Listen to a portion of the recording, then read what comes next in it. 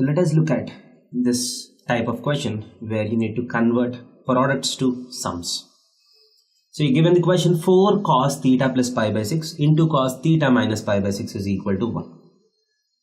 So whenever you have product, the right hand side, if it is 0, that would be very nice, because if product of some things is equal to 0, either the first thing has to be 0 or the second thing has to be equal to 0. But here the product is given as equal to 1, so you cannot use that logic directly.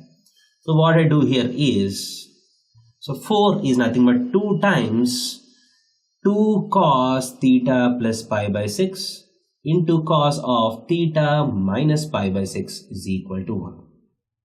This implies 2 times, what is 2 cos A cos B? You know the transformation formulas. 2 cos A cos B is nothing but cos A plus B plus cos A minus B. So cos of, what is the sum of these two? If you add these two, pi by 6 and minus pi by 6 gets cancelled. So 2 theta.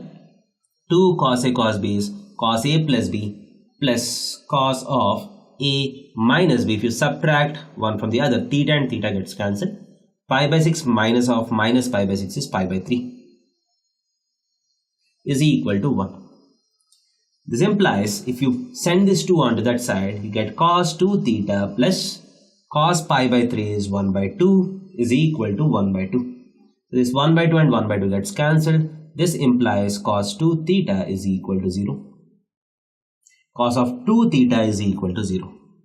This implies 2 theta is equal to, correspond to 0, we have already derived, odd multiples of pi by 2.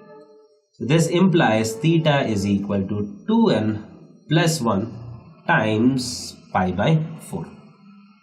So this is the, where n belongs to integers, is the general solution of this equation.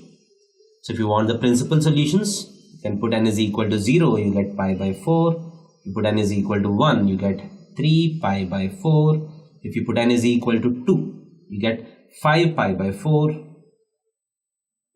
And if you have n is equal to 3, you have 7 pi by 4. And next solution will be 9 pi by 4, which is more than 2 pi. You cannot take that solution. So you have 4 principal solutions to this question.